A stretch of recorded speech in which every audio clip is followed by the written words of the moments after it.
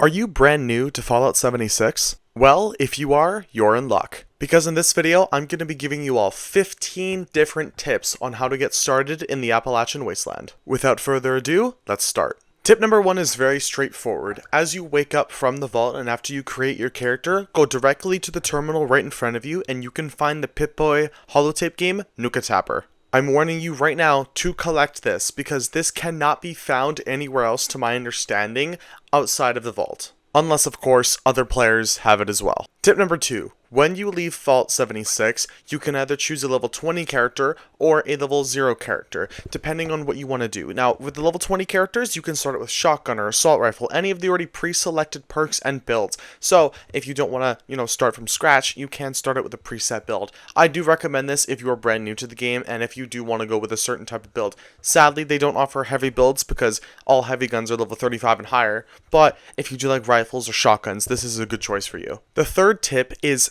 definitely important. Whenever you are playing Fallout 76, if you are not playing with friends, or even if you are, always make sure that your team is set to a public team. Setting yourself into a public team grants yourself bonuses, say for expeditions, roleplay, events, exploration, casual, or daily ops. At expeditions, you'll gain bonus XP for expeditions, or events likewise, daily ops likewise. Casual, which is the best one for players trying to gain XP just roaming, gains you bonus intelligence. And with your bonus intelligence, another little hidden tip, the more intelligence you have, the more XP you will gain every enemy you kill or every quest you complete. So make sure that you always have a public team active. Now, if you're planning to build in each other's camps, you have to set it to a normal team. You cannot do that in a public team. Tip number 4, and I know that this isn't a massive requirement now as it was during launch, but make sure that you are always fully fed and fully hydrated. This grants solid bonuses with disease resistance and also a strength and other boosts as well. Tip number 5.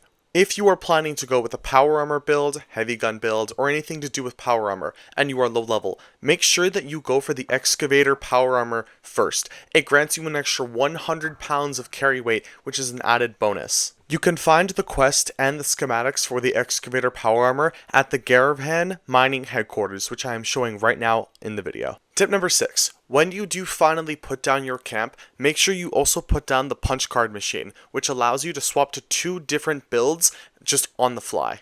This machine also allows you to quickly swap out cards and also points within those builds, making it so easy to customize builds in Fallout 76. But beware, if you do want to make more than 2 different builds, you will have to pony up some atoms, which means real money, or grinding events to actually pay for the 3rd, 4th, and potentially 5th, I don't know how far it can go, loadout. Tip number 7, you have access to more than 1 camp slot.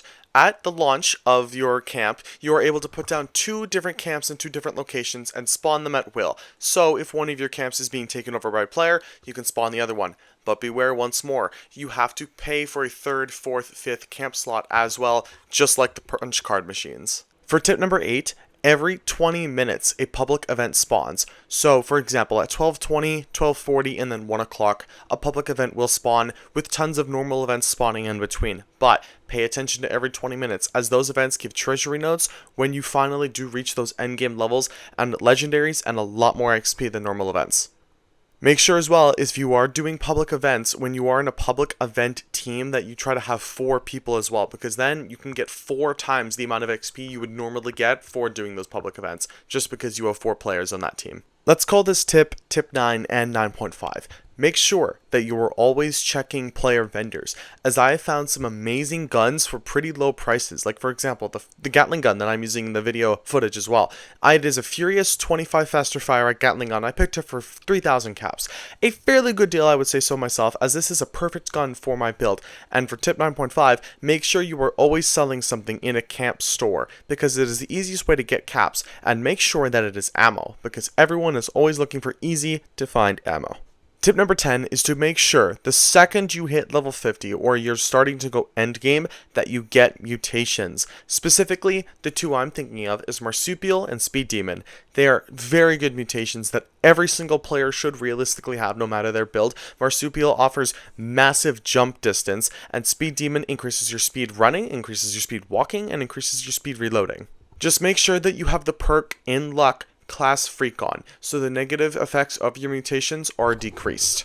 Tip number 11 I would say is more geared towards the endgame players, but there's a secret trader that every once in a while Bethesda decides to drop into the game usually going to Foundation or Creator, Fort Atlas, or the White Spring. Her name is Minerva, and she sells the gold bullion plans like Secret Service armor or the Gauss weapons at a discounted price. Now, right now, she is sitting at the White Springs. As of the time of recording this video, it could change because I'm recording this Saturday night, April 14th. I'm pretty sure she goes away on the 16th, so this can very well change. But when she is in, and especially even if you're an endgame player, or in my case, I still haven't finished the Settler and Raider questline on my PC character, but I have gold bullion, so I'm able to buy stuff from her. It is very useful to be able to do this before I even start the questing. So right now, I could buy the full Secret Service armor just because I have 5,000 gold bullion. Tip number 12, again, catering for the end gamey kind of players, but the second you hit level 50, make sure to start equipping legendary perks.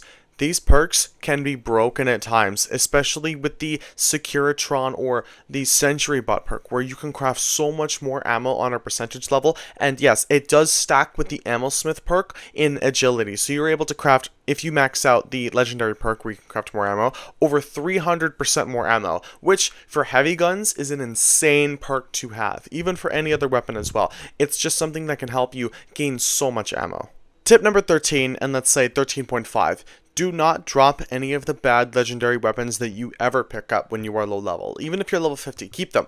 Scrap them at the purveyor's or location at the Rusty Pick. So when you do hit level 50 and when you get weapon plans of the weapons you want, you are able to trade it in for modules at the purveyor. You're able to, roll for some potentially really good weapons. Make sure you don't get rid of those legendary weapons and that you scrap them at the purveyor or at any script station around any of the White Spring stations or any of the train stations in general. Because I did give you guys some kind of 0.5 tips in there, I'm going to be giving the next 2 tips coming from more of a personal standpoint. First, do not worry about higher level players. They cannot kill you, you usually have Pacifos mode on, and the Fallout 76 community is extremely generous. I mean, I can just say myself, I literally just before recording this video dropped 2 level 2s, like 50 Stimpaks for them to share. I knew they were together because they were running together, which was really awesome, and they actually split the Stimpaks, which I thought was cool.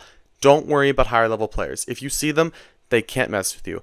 Just don't shoot at them first if you have Pacifist off, because I guarantee you, even though they are nice, some of them will kill you, no matter what. Like, I mean, it's easy loot sometimes, right? And I mean, killing a level 5, level 6, isn't really going to stop them from doing what they're already doing, right? So, other than that, do not worry about higher level players. They are not there to hurt you. Usually, if you're roaming around by yourself and a higher level player shows up, they're just coming to say hi, or they're just coming to drop you some awesome stuff, like Stimpaks or heals or ammo. And the final tip is, don't worry. You are not the only one who is new to Fallout 76.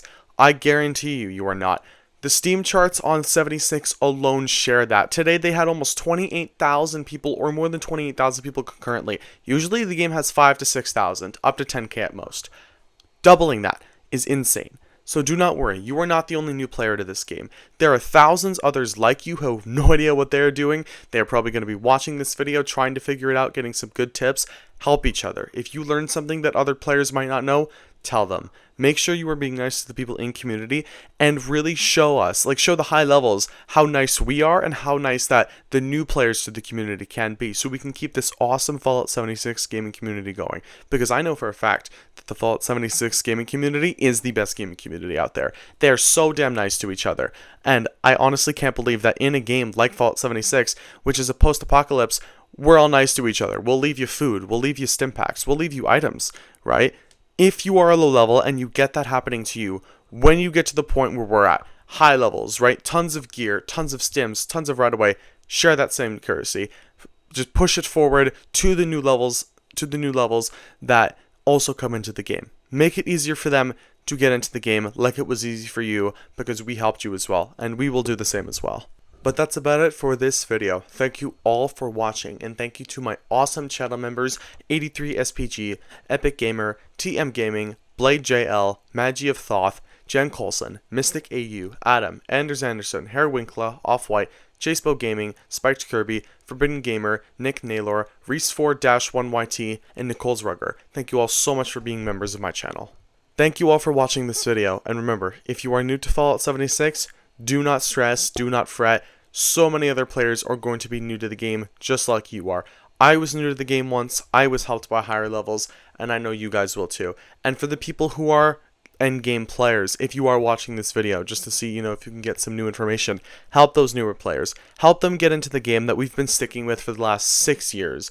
Help them enjoy the game like we have been for the last 6 years. Thank you all for watching this video, and I will see you all in the next one.